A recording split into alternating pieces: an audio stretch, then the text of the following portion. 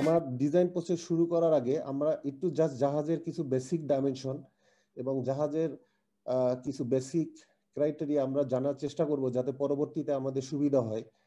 যেমন জাহাজের কথা বলতে গেলে আসলে নেভাল আর্কিটেক্টে, অ্যাজ এ নেভাল আর্কিটেক্ট হিসাবে আমরা একটা শব্দ সবসময় উচ্চারণ করি, সেটা হলো হাল। মানে হালের ডেফিনেশন হইলো জাহাজের নিচের, যেমন এখানে আমরা যদি দেখি আর কি, বেজ লাইন থেকে আসলে উপরে যেটা অংশ, এটাকে আমরা মেইন ডেক বলি আর কি, এই অংশটুকুটি আমরা আসলে হাল বলি আর কি। এখন হাল হাল সাধারণত একটা থাকে, দুইটা থাকে, তিনটা থাকে, সর্বোচ্চ 5টা পর্যন্ত থাকে। যদি একটা থাকে তাকে আসলে আমরা বলি মনোহাল, যদি দুইটা থাকে তাহলে তাকে আমরা বলি ক্যাটামেরান, যদি তিনটা থাকে তাহলে আমরা বলি ট্রাইমেরান, আর যদি 5টা থাকে তাহলে আমরা বলি পেন্টামেরান। যদি আমাদের ট্রান্সপোর্ট পারপাসে, স্পেশালি কমার্শিয়ালি যত ধরনের হাল হয় সবগুলো আসলে মনোহালই হয়। আমরা এখানে নিচে কয়েকটা আমি ছবি দিছি আর কি। একটা যেমন মনোহলের ছবি আছে, এটা একটা কন্টেইনার জাহাজের ছবি, এটা রিয়েলিটিতে আছে। তারপরে আমি একটা ক্যাটামারানের ছবি আমরা এখানে দেখতে পাচ্ছি, সেটাও রিয়েলিটিতে আছে। এটা হলো একটা সম্ভবত এটা জার্মানির একটা জাহাজ, এবং এটা আসলে এক ধরনের ফেরি। নিচে যেটা আছে সেটাকে আমরা বলছি ট্রাইমারান, মানে ওখানে 3টা হাল, এবং এর পরবর্তীতে যেটা আছে সেটা হলো 5টা হাল, পেন্টামেরান। হ্যাঁ, তা আমাদের আসলে যখন আমাদের কাছে ক্লায়েন্ট আসে তখন আমরা আসলে জানি আর কি যে সে আসলে কোন ধরনের জাহাজ বানাইতে চায়, তার বেসিস করে আমরা এই হালগুলো চুজ করি আর কি। এরপরে যে স্টেজ যেটা আছে সেখানে আমরা জাহাজের হালকে আরো হালের স্পিডের উপরে নির্ভর করে আমরা 3 ভাবে ভাগ করে থাকি আর কি সাধারণত। এবং এই ভাগ 3টা আসলে জাহাজের স্পিডের উপরে নির্ভর করে আর কি। কারণ আমি যখন জাহাজটাকে ডিজাইন করব, এর যখন আমি পাওয়ার ক্যালকুলেশন করতে যাব, প্রতিটা টাইপের জন্য ডিফারেন্ট হবে আর কি। প্রথমে আমি বলতেছি ডিসপ্লেসমেন্ট টাইপের হাল। আমরা যদি দেখি আর কি, সাধারণত যেমন বাল্ক কেরিয়ার, তারা আসলে খোলা মালামাল পরিবহন করে। এরপরে কন্টেইনার শিপ আছে, এরা কন্টেইনার পরিবহন করে। এরপরে একটা আছে আর কি ভেরি লার্জ ক্রুড কন্টেইনার, এটা এক ধরনের অয়েল ট্যাঙ্কার। তারপরে আছে আলট্রা লার্জ ক্রুড কেরিয়ার, এটাও এক ধরনের অয়েল ট্যাঙ্কার। পরে নিচেরটা আছে অয়েল ট্যাঙ্কার আর কি। এখানে ultra large are very large crude ক্যারিয়ারের এগুলাও এক ধরনের অয়েল ট্যাঙ্কার, কিন্তু একে আমরা আসলে ডিফারেন্সিয়েট করি লেন্থের উপরে বেসিস করে। যেমন অয়েল ট্যাঙ্কারের লেন্থ, আমি যদি শুধু অয়েল ট্যাঙ্কার বলি, তার লেন্থ আসলে 250 থেকে, মানে 300 মিটারের নিচে হবে আর কি। যদি 300 মিটারের উপরের যদি অয়েল ট্যাঙ্কার হয়, তাহলে 300 থেকে 400-র মধ্যে তাকে আমরা বলবো ভেরি লার্জ ক্রুড ক্যারিয়ার। আর 400 থেকে যদি বড় হয় তাহলে আমরা তাকে বলবো আলট্রা লার্জ ক্রুড ক্যারিয়ার। এরপরে একটা আছে কার ক্যারিয়ার। আরো অনেক ধরনের ডিসপ্লেসমেন্ট টাইপের হাল আছে, এগুলো যেহেতু কমন আমি এই জন্য এই জিনিসগুলো এখানে ইনক্লুড করছি। এবং এখানে আমরা পরবর্তী স্লাইড গুলায় দেখবো আর কি যে আমাদের একটা প্যারামিটার আছে, ওই প্যারামিটারের উপরে নির্ভর করে আমরা আসলে বলতে পারি মানে এট এ ইনস্ট্যান্ট যে এইটা আসলে কোন ধরনের হাল। এর পরবর্তীতে আমাদের আছে সেমি ডিসপ্লেসমেন্ট বা সেমি প্লেনিং হাল। আমরা যদি প্রথমটা দেখি আর কি, এইটা এক ধরনের একটা ইয়ট, এর স্পিড হলো ডিসপ্লেসমেন্ট হালের চেয়ে একটু বেশি। এরপরে কতগুলা জাহাজ আমি দেখছি, সবগুলো হলো আসলে নেভাল শিপ আর কি, নেভির জন্য আর কি। এবং এই সবগুলা শিপই আমাদের বাংলাদেশ নেভির এক্সিস্টিং শিপ। যেমন প্রথমটা আছে বাংলাদেশ নেভির ফ্রিগেট বঙ্গবন্ধু। এরপরেরটা আছে আর কি বিএনএস করভেটি স্বাধীনতা আর কি। যেমন বিএনএস করভেটি টাইপের যে জাহাজগুলো, এগুলো হইলো বর্তমান পৃথিবীতে সবচেয়ে অত্যাধুনিক যুদ্ধ জাহাজ আর কি। এবং আমাদের এরকমের 2টা জাহাজ আছে। এবং এরপরেরটা হইলো পেট্রোল ক্রাফট, এটা সাধারণত কোস্টাল এরিয়া পেট্রোল করে আর কি। এবং এখানে যেটা দুর্জয় ক্লাস পেট্রোল ক্রাফট, এটা আমাদের দেশেই বানানো, খুলনা শিপইয়ার্ডে। এবং দুর্জয় ক্লাস বলছে আর কি, এটা হলো লম্বায় অনেক অনেক বড় হয় এই পেট্রোল ভেসেলটা। এর পরবর্তীতে আমাদের আছে প্লেনিং হালগুলার স্পিড হলো সবচেয়ে বেশি আর কি। আমরা যে স্পিড বোট দেখি বা ছোট ছোট প্লেজার ক্রাফট দেখি আর কি, সেগুলা আসলে আমরা প্লেনিং হাল বলি আর কি। এই যে 3 ধরনের হালের কথা আমি বললাম, ডিসপ্লেসমেন্ট বা সেমি ডিসপ্লেসমেন্ট অথবা প্লেনিং, এই হালগুলো প্রতিটা আসলে আমি আবার ডিফারেন্সিয়েট করি on the basis of speed. আমি যদি প্লেনিং হালে যাই, এর স্পিড সবচেয়ে বেশি।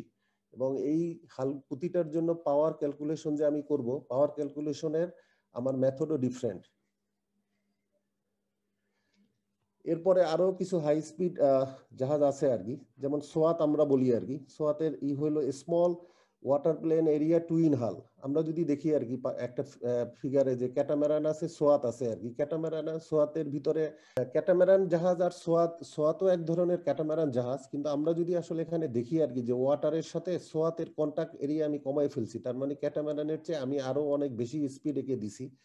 ক্যাটামারান, ট্রাইমারান আর পেন্টামারান এই জাহাজগুলোর বৈশিষ্ট্য হলো, আমি যদি ওকে পাশে বড় করতে চাই এবং ওয়াটারের সাথে তার যদি কন্টাক্ট এরিয়া আমি যদি কমাই কমাই ফেলতে চাই, তাহলে সাধারণত আমার ক্যাটামারান বা পেন্টামারান বা ট্রাইমারান হয় আর কি। তো আমরা সোয়াতে রিয়াল আমরা পাশে একটা ছবি দেখতেছি, এবং আরেকটা ধরনের ভেসেল আছে যেটাকে হাইড্রোফয়েল ভেসেল বলে। আমি যদি নিচের ফিগার দুইটা যদি আমি দেখি, ওখানে দেখা যাচ্ছে আর কি যে পুরা জাহাজটা জাস্ট 3টা ফয়েলের উপরে ভেসে আছে, বা 3টা ফয়েলের উপরে সে ফ্লোট করে মুভ করতেছে। তার মানে তার সাথে আমি ওয়াটারের সাথে তার কন্টাক্ট এরিয়া আরো কমাই ফেলছি আর কি, যাতে আমি আরো স্পিড বেশি পাই আর কি। এরপরে আমি জাস্ট জাহাজের কিছু প্রিন্সিপাল পার্টিকুলার বা বেসিক ডেফিনেশন আমি বলবো, যেগুলো এই জিনিসগুলো আসলে আমার ডিজাইন যখন আমি করতে যাবো এই জিনিসগুলো আমার লাগবে আর কি। যেমন জাহাজের সামনের অংশটাকে আমি বলি বো, জাহাজের পিছনের অংশটাকে আমি বলি স্টার্ন, এবং জাহাজের বো থেকে যদি আমি মুখ করে দাঁড়াই আর কি, তাহলে আমার হাতের বাম দিকে থাকে, বাম দিকের অংশটাকে বলি আমি পোর্ট সাইড, ডান দিকের অংশটা বলি আমি স্টার বোর্ড সাইড।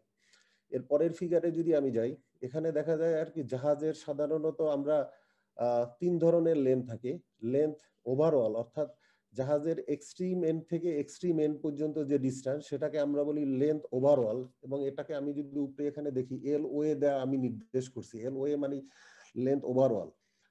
এরপরে একটা অংশ আছে আর কি এল পিপি আর কি, সেটা হলো, সেটা যাওয়ার আগে আমি যদি এল ডাব্লিউ এলটা একটু বুঝে নেই আর কি। এল ডাব্লিউ এলটা হলো এই জাহাজটাকে আমি যখন ডিজাইন স্টেজে নিয়ে আসলাম আর কি, এবং এখানে একটা এর কোন অংশটুকু পানি নিচে থাকবে, হ্যাঁ, সেটাকে আমরা বলি ড্রাফট। এই আমি ড্রাফট লাইন, আমার লোডের ড্রাফট লাইন এখানে আমি সেট করে ফেললাম। তা এই ড্রাফট লাইনের সামনের অংশ যে পয়েন্টে কাট করছে এবং পিছনের অংশ যে পয়েন্টে কাট করছে, এই দুইটার মধ্যবর্তী যে আমার দূরত্ব, সেটাকে আমরা বলবো লেন্থ ওয়াটার লাইন।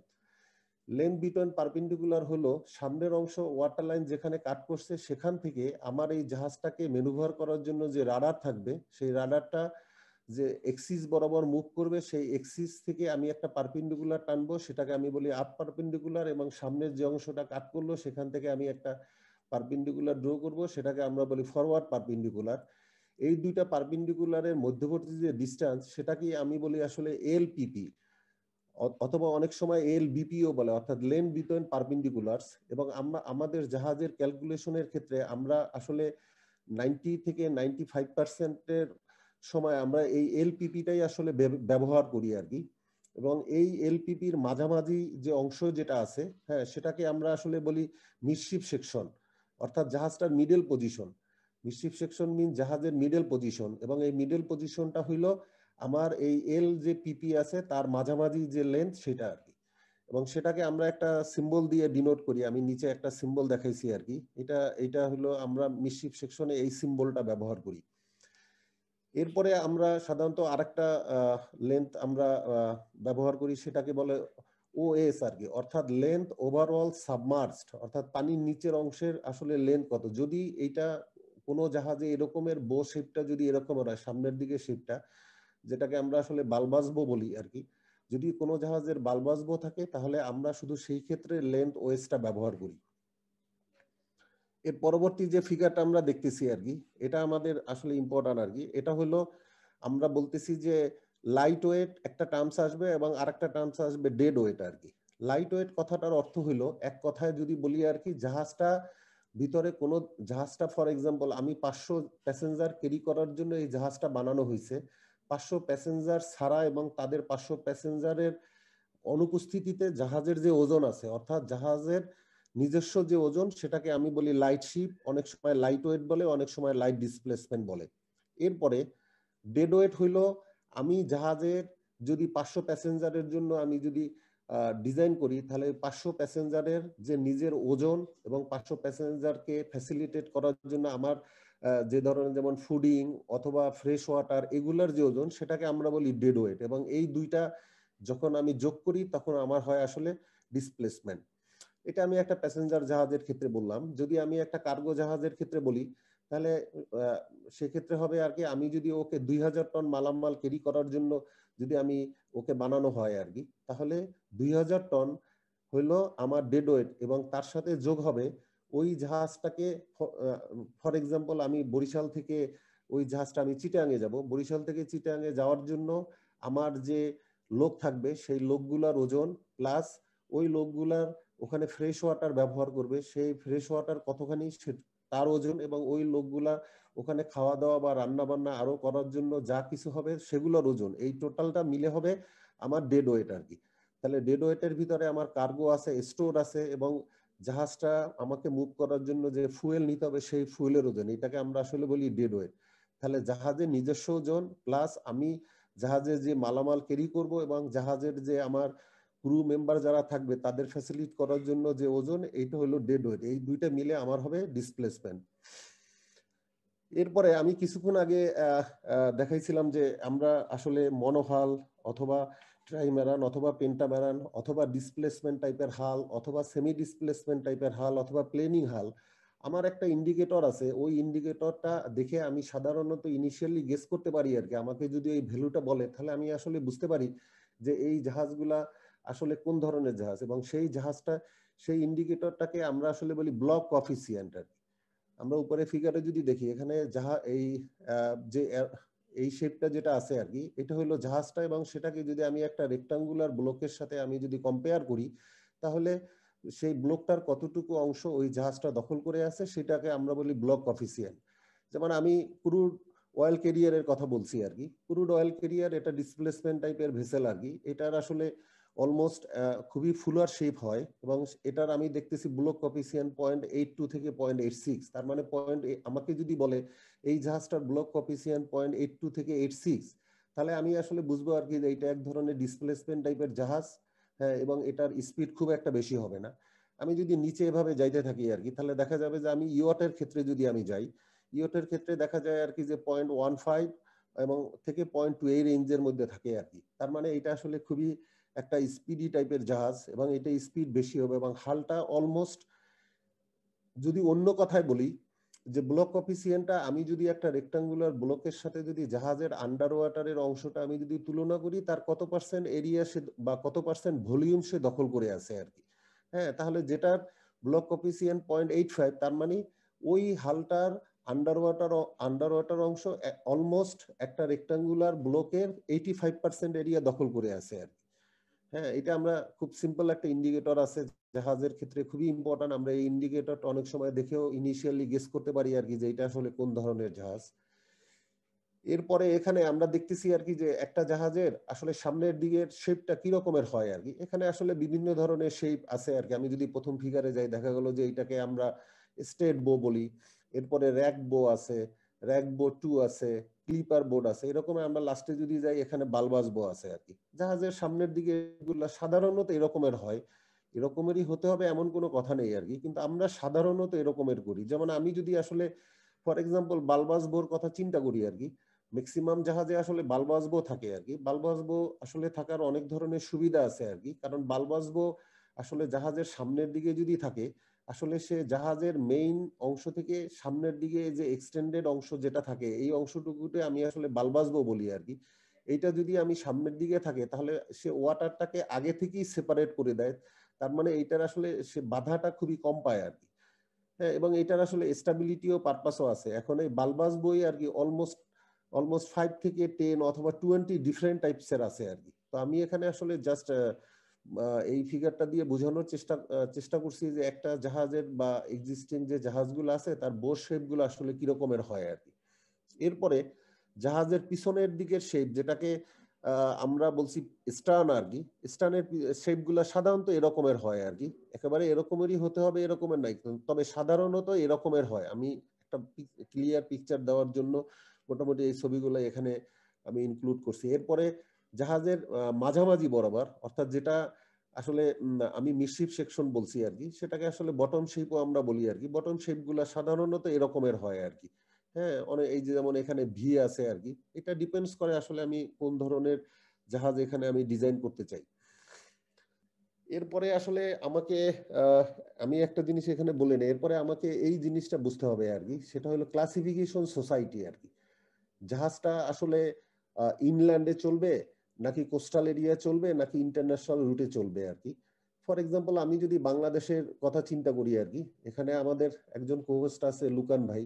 লুকান ভাই সাধারণত ঢাকা থেকে বরিশালে লঞ্চই যাতায়াত করে আর কি। আমাদের এখানে যে লঞ্চগুলো আছে এগুলার আসলে রেজিস্ট্রারি সিস্টেম বা এটার যদি আমি ডিজাইন করি, তার কে এটাকে রেজিস্ট্রেশন করবে বা কে এটা অথরাইজ করবে আর কি।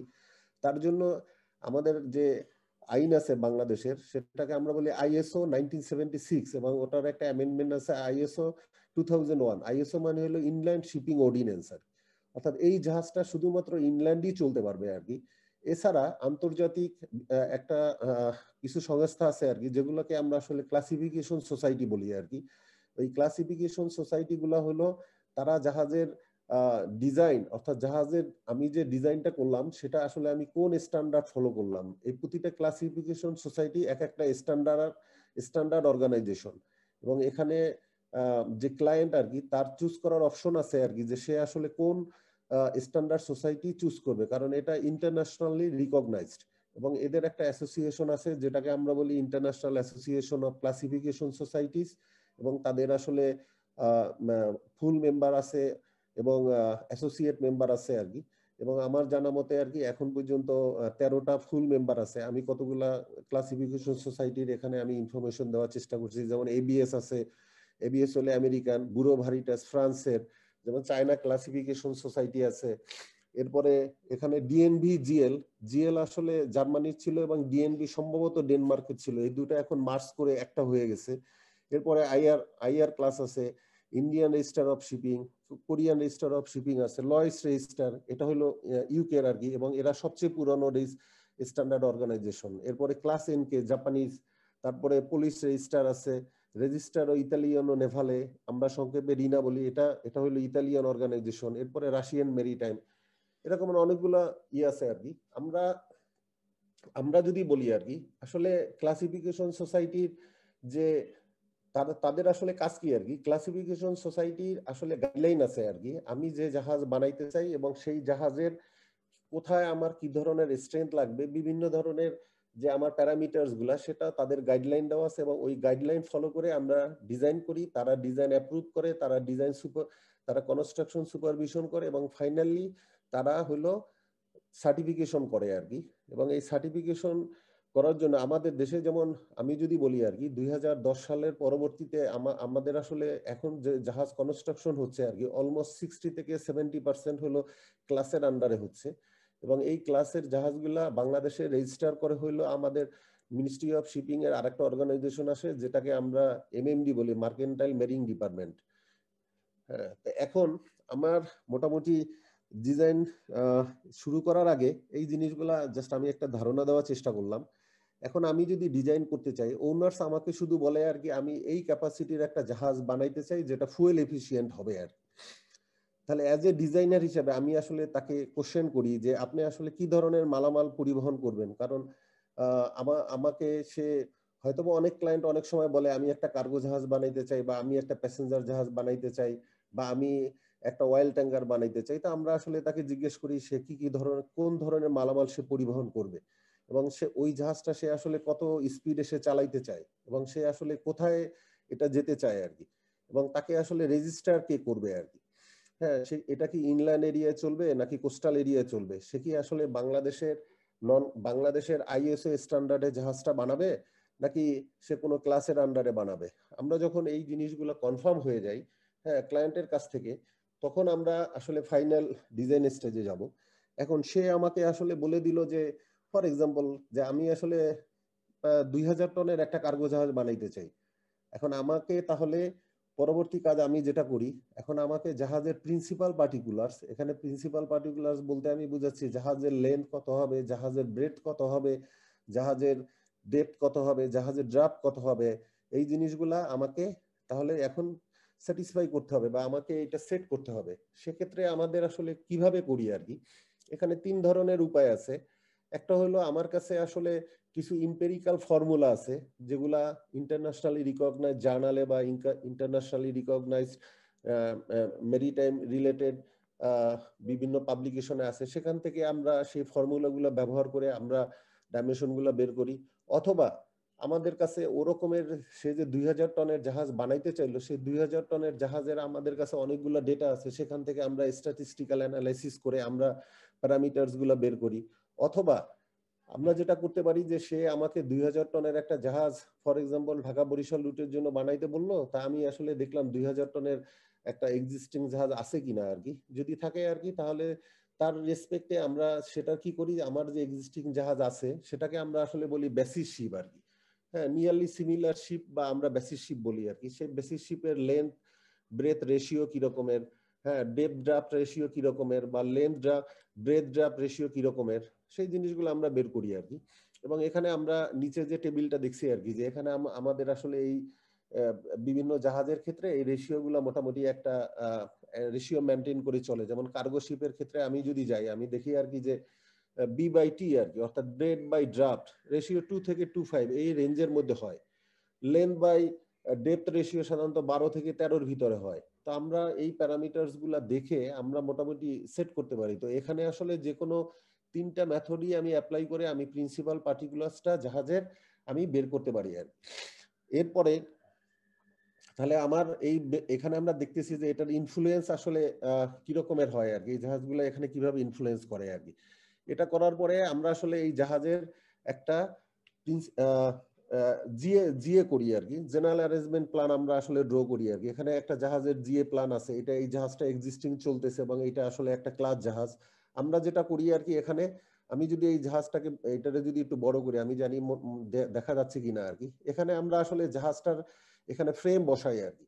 এখানে আমরা জাহাজটাকে অনেক ভালো, এখানে আমি যদি দেখি আর কি ছোট ছোট 130 আছে আর কি, অর্থাৎ এখানে আমি আসলে বিভিন্ন জায়গায় ফ্রেম স্পেসিং এ ভাগ করি আর কি এখানে। এবং এই ফ্রেম স্পেসিং গুলা সাধারণত 500 থেকে 650 এই রেঞ্জের ভিতরে হয় আর কি। এবং এখানে একটা জিনিস আছে আর কি, ডাব্লিউ বিভিন্ন জায়গায় দেখা যাচ্ছে এই এক একটা ফ্রেম মানে হলো যে এই যেটা ডাব্লিউ লেখা আছে এটা একটা ফ্রেম। ডাব্লিউ কথাটার অর্থ হলো যে এখানে আমি টি সেকশন ব্যবহার করছি, আর যেখানে আমার কোনো কিছু নাই আর কি সেটা মানে হলো এল সেকশন আর কি। হ্যাঁ, এবং এখানে সাধারণত দেখা যায় আর কি 2টা বা 3টার পরে আমি সাধারণত টি সেকশন ব্যবহার করি। এটা আমার আসলে স্ট্রেংথ রিকোয়ারমেন্টস কি রকমের তার উপরে নির্ভর করে আর কি। এবং এখানে এটা আসলে একটা ক্লাস জাহাজ, এই জাহাজটা রিয়েলিটিতে চলতেছে, এটা একটা কন্টেইনার কাম কার্গো জাহাজ। আমরা যদি এখান থেকে একটু এরপরে আমরা কি করি, জাহাজের আসলে মেইন যেটা আমার জাহাজের আসলে বেসিক্যালি শুরুই হয় আর কি। আমার এই ড্রয়িংটা সম্পর্কে আমি একটু বলবো। এই ড্রয়িংটা হলো আমাদের জাহাজের হার্ট।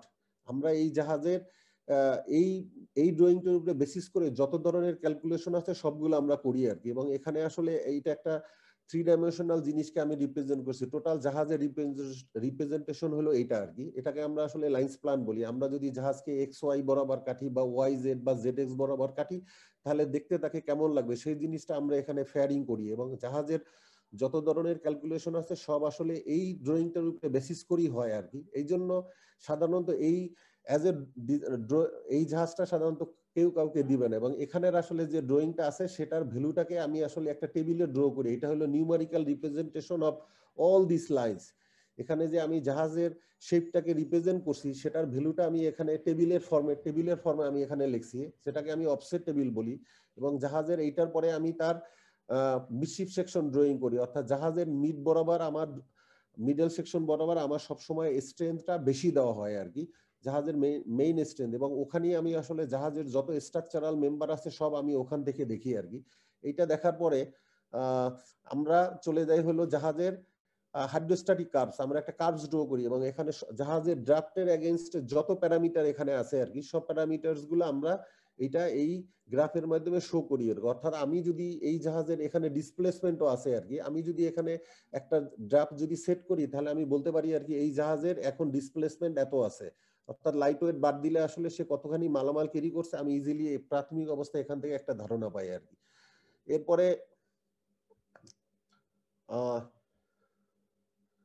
এরপরে আমরা আসলে স্টেবিলিটি চেক করি আর কি। স্টেবিলিটি আসলে অনেক ধরনের আছে আর কি। আমরা সবসময় আসলে ইনট্যাক্ট স্টেবিলিটি চেক করি এবং স্টেবিলিটি চেক করার জন্য আমাদের ইন্টারন্যাশনাল মেরিটাইম অর্গানাইজেশন একটা আছে আর কি, যেটা হলো ইউনাইটেড নেশনসের মেরিটাইম ডিলেটের সংস্থা, এবং তার কিছু ক্রাইটেরিয়া আছে এখানে, যেমন 6টা ক্রাইটেরিয়া আছে আর কি। এই ক্রাইটেরিয়া গুলো আমাদের আসলে ফুলফিল করতে হয় আর কি। এবং আমরা এই জাহাজকে হিল করে আর কি, অর্থাৎ জাহাজটাকে আমি 70, 80, 90 পর্যন্ত হিল করে আমি আসলে এই গ্রাফটা ড্র করি আর কি। এবং এই গ্রাফটা ড্র করে এখান থেকে আমি এই ভ্যালু নিয়ে আমার এই ক্রাইটেরিয়ার সাথে স্যাটিসফাই করি আর কি, যে এই ক্রাইটেরিয়াকে সে স্যাটিসফাই করে কিনা আর কি। তাহলে আমি বলতে পারি এই জাহাজটা স্টেবল আর কি। All this happened in design stage. এইটা হইলো ইনট্যাক্ট স্টেবিলিটি, অর্থাৎ জাহাজটা কোনো ধরনের ড্যামেজ হয় নাই আর কি। এখন আমাদের যেমন বড় বড় জাহাজের ক্ষেত্রে আমাদের ড্যামেজ স্টেবিলিটিও চেক করতে হয় আর কি, অর্থাৎ জাহাজটার কোনো একটা অংশ যদি ড্যামেজ হয়ে যায় আর কি, তাহলে সে স্টেবল কি স্টেবল না আর কি, সেটাও আমাদের ইনিশিয়ালি চেক করতে হয়। এবং স্পেশালি প্যাসেঞ্জার জাহাজের ক্ষেত্রে আমাদের আরো আইএমওর একটা ক্রাইটেরিয়া স্যাটিসফাই করতে হয়, যেটাকে আমরা বলি আসলে উইন্ড হিল ক্রাইটেরিয়া। এটার কারণ হইলো আর কি যে আমরা যে মেইন হাল বলছি প্যাসেঞ্জার জাহাজের ক্ষেত্রে, মেইন হালের চেয়ে উপরের অংশর উপরের এরিয়াটা অনেক বেশি থাকে আর কি, অর্থাৎ সে উইন্ড যদি তাকে হিট করে তাহলে সে স্টেবল হবে কিনা। এই জন্য প্যাসেঞ্জার জাহাজের ক্ষেত্রে আমাদের আলো একটা অ্যানাদার ক্রাইটেরিয়া স্যাটিসফাই করতে হয়, যেটাকে আমরা আসলে বলি উইন্ড হিল ক্রাইটেরিয়া আর কি। এবং উইন্ড হিল ক্রাইটেরিয়া স্যাটিসফাই করার পরে আমরা আসলে এই এখানে আমি যেটা দেখাচ্ছি আর কি, যেমন আমরা সেল এক্সপ্যানশন করি, অর্থাৎ এই জাহাজের আমার আসলে বিভিন্ন জায়গায় প্লেটের সাইজটা কি রকমের হবে, কারণ ইন্টারন্যাশনালি যারা প্লেট ম্যানুফ্যাকচার করে তারা একটা সাইজে ম্যানুফ্যাকচার করে। আমি যতটুকু জানি আর কি, সর্বোচ্চ একটা প্লেটের সাইজ 6 মিটার হয়, লম্বায় পাশে হয় 2.4 মিটার, এবং থিকনেস ডিপেন্ডস অন আর কি, আমি আসলে কত থিকনেসের বানাবো আর কি। তো পুরো জাহাজটাকে আমার আসলে এই প্লেট দিয়ে যদি আমি মুড়তে চাই আর কি, তাহলে আমার কোথায় কোন কোন সাইজের প্লেট দিতে হবে আর কি, সেটা আমরা ঠিক করি। এবং এখানে আমাদের ওয়েল্ডিং সিম্বলটা দিই, কোথায় কোথায় আমি আসলে ওয়েল্ডিং করব আর কি। এবং আমরা সবসময় এখানে লক্ষ্য রাখি যেন আমার প্লেটের ওয়েস্টেজ খুব কম হয় আর কি। আমরা জাহাজটাকে পাওয়ার দিব আর কি। জাহাজে পাওয়ারিং এর ক্ষেত্রে আসলে আমাদের টোয়িং ট্যাঙ্কের এক্সপেরিমেন্ট করতে হয়। ইনিশিয়ালি আমরা বিভিন্ন ধরনের ফর্মুলা আছে বিভিন্ন টাইপের জাহাজের ক্ষেত্রে, আমরা যে টাইপস গুলো দেখছি আর কি। হ্যাঁ, কিন্তু এখন ওইটা আমরা প্রিলিমিনারি পাওয়ার বের করার পরে আমরা সাধারণত টোয়িং ট্যাঙ্ক এক্সপেরিমেন্ট করি, কিন্তু টোয়িং ট্যাঙ্ক এক্সপেরিমেন্ট আসলে খুবই এক্সপেন্সিভ। এই জন্য আমাদের বর্তমানে কম্পিটিশনাল বিভিন্ন ফ্যাসিলিটিস বাড়ার ফলে আমরা আসলে কম্পিটিশন অ্যানালাইসিস করি, অর্থাৎ ওই রিয়েল ফিল্ডই আমরা কম্পিউটারে ক্রিয়েট করে আমরা আসলে দেখি আর কি, যে এটার বাধা আসলে কি রকমের পড়ে বা এই জায়গার শেপ কি রকমের পড়ে আর কি, অর্থাৎ আমরা ডিজাইনটাকে অপটিমাইজ করি আর কি। এবং এটার জন্য এখন বাজারে বিভিন্ন ধরনের কমার্শিয়াল সফটওয়্যার আছে, আমরা সেগুলো ব্যবহার করি। আমি এখানে কম্পিটিশনাল ফ্লুইড ডিনামিক্স এর শিপ হালের বিভিন্ন মানে কিছু ফিগার এখানে দেখানোর চেষ্টা করছি আর কি। আমাদের যখন ডিজাইনটা অপটিমাইজ হয়ে যায় তখন আমরা আসলে টোয়িং ট্যাঙ্ক এক্সপেরিমেন্টে চলে যাই আর কি। যেমন এটা আসলে একটা এক্সপেরিমেন্টাল ফ্যাসিলিটিস আছে এখানে, যে টেস্টটা হচ্ছে আর কি, অর্থাৎ এই জাহাজটাকে আমি টেস্ট করার আগে এখানে আমি তাকে 3 ধরনের সিমিলারিটি করি যে জাহাজটা আমি বানাইতে চাই তার সাথে।